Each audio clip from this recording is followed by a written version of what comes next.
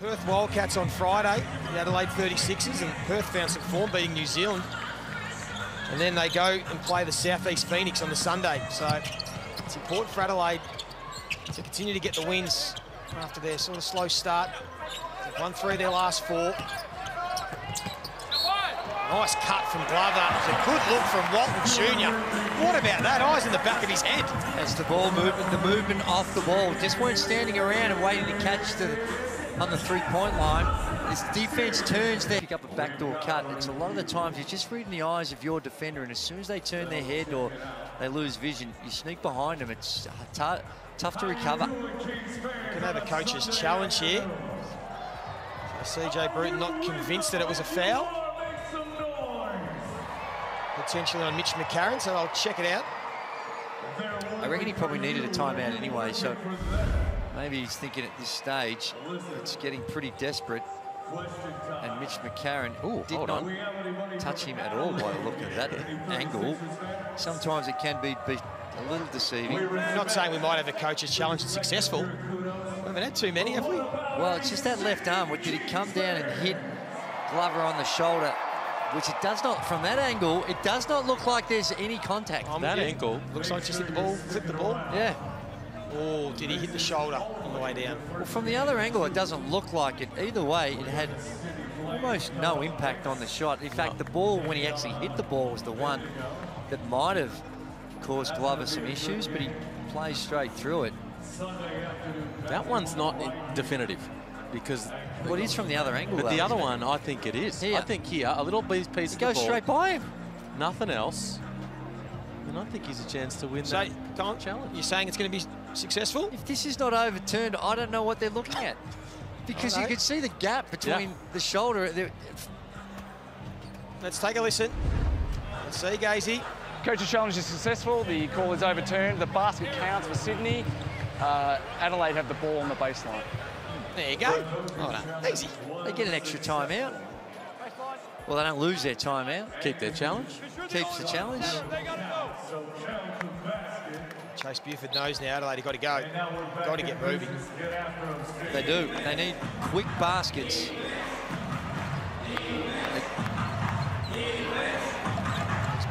Some of the bench into the game now. CJ Bruton, Sunday Detch will come in. Kai Sotto. Well, there's the difference too. You saw it in the last couple of possessions. Adelaide have basically beaten and making it a lot tougher for the Adelaide 36ers on the offensive end. And Sotto again, helping himself to 9 points. It's been important today to look at the turnovers. Just the 8 turnovers for the Sydney Kings. They had 21 in that loss to Cairns last week, so I'm sure something they spoke about. Yeah, they've looked after it a bit better. Cairns, that team puts a lot of pressure on you. Really disruptive as Walton Jr. brings up his 10th assist to the game. A double-double for Walton Jr. as Suarez finishes that play. His first double-double of the season. 3 games with 8 dimes. And tonight, he has been putting it on a platter. Season high 10 dimes. He might make it 11. He might just throw this one up for Simon. Detch was onto it. Could have been another highlight, and then Harris just took his eye off the ball. Almost sums up the day for the Adelaide 36ers. Well, you know what?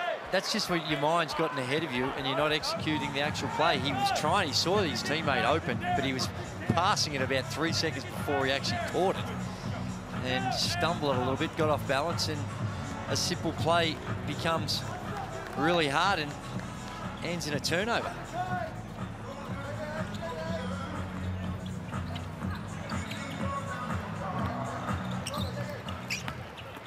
Vasilovic tries to hand it off to Suarez. It's one off the season high. He's got the 13 points. Vasilovic got the 15. 3 of 6 from beyond the arc today. We needed that. He needed to see a few go through. 0 of 8 in his last couple of games. He missed 17 straight 3-pointers before he connected on his first one. It was actually his second attempt this afternoon. Kai Sotto hasn't come in all that bashful. When he gets it, he's looking at, he's a shoot first 5-man. There's Galloway. Thought about throwing it down, just didn't quite have the elevation. I'll give it back to Sotto. I'll go to the free throw line. Now we're going to go down to Joe Healy, who's got a special guest with her courtside. I certainly do. It's always good to see who comes out to the NBL on the weekends. I'm pleased to say I've got the host of Bachelor Australia, Osher Gunsberg, with me. Osh, you're here with the family. How are you enjoying the game and the atmosphere? So great. This is the earliest game of the season because we're still in kind of an early nap time, so to bring Wolfie along to his first basketball game is just the best. Sydney Kings fans, I take it? I grew up in Brisbane, so I was Bullets for a long time, but Audrey's from Sydney, and to be a part of the Kings vibe is just fantastic. It's great to be here. You've become very familiar with one of our own at the NBL, our very own Felix von Hoff, who's one of the 3 bachelors in the new series. What's filming been like? Because I imagine he's been as cheeky as always. He's an extraordinary human being and has some fantastic tales to tell about his college days, let me tell you. Yeah, it's a mad, like unbelievable March Madness stories from him, because I've always wanted to talk to someone who's been through that, and it's incredible. He thinks so incredibly well. He's such a nice guy. But yeah, cheeky. He does all right. They do all right. They're lovely guys.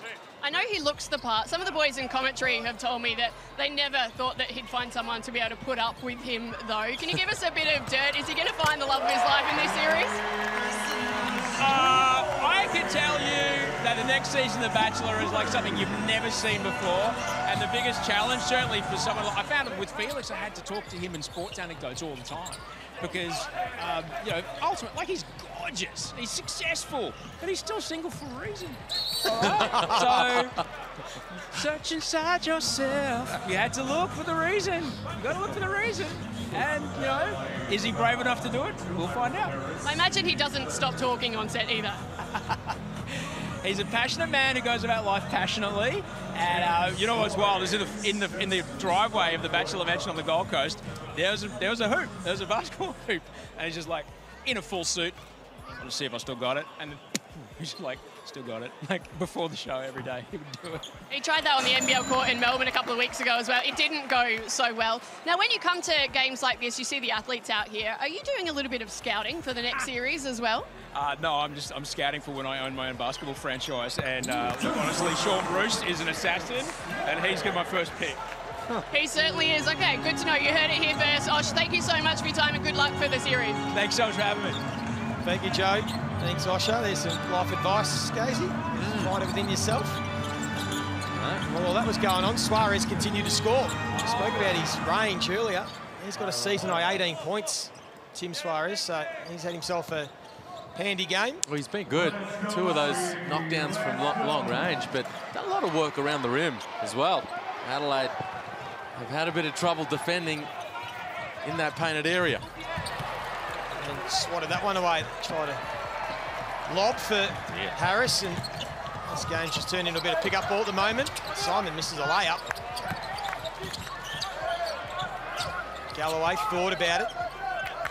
And now they'll try and run a little bit of offense. Glover bounces out. Didn't get the home court roll. The Adelaide 36ers, they got away with one on Friday. They got out of jail at home, and they didn't play great at all. They won, but they didn't play well, and they have not looked good here this afternoon either. So there's been a lot of talk about their roster and potential changes, and let's not forget Trimmick. He was an important part over the last couple of weeks, and not having him is a significant out. But when you look at this and it's trying to be objective with it, I think that they might have to up the tempo with their search for another player. If they have aspirations of winning the whole thing, they can still be a really, really good team. But I think they need someone else if they're going to contend for a title. No, I agree with you, and CJ agrees with you. He said that last night. I mentioned, he said, you know, we're not close right now, but he also said we're going to need a third import if we're going to contest for this championship. And, yeah, I mean, that's become blatantly obvious over the course of this weekend. You're right, and especially in this one. So just a slight reality check for the 36ers. You think they'd won 3 or 4. There was a lot of talk about the momentum. Some people thought they were going to get on a roll. Yeah. But just a little reality check that maybe they, as you said, they are a bit away from the top teams. That's right. And to Liam's defence, it does hurt when you don't have a guy like Trimmick who would become a important part of it. the other couple of weeks ago against Melbourne United when it got a little started, what did he play? 37, 38 minutes in that game. So he was an integral part of what they're doing. He brings a lot of energy at both ends of the floor.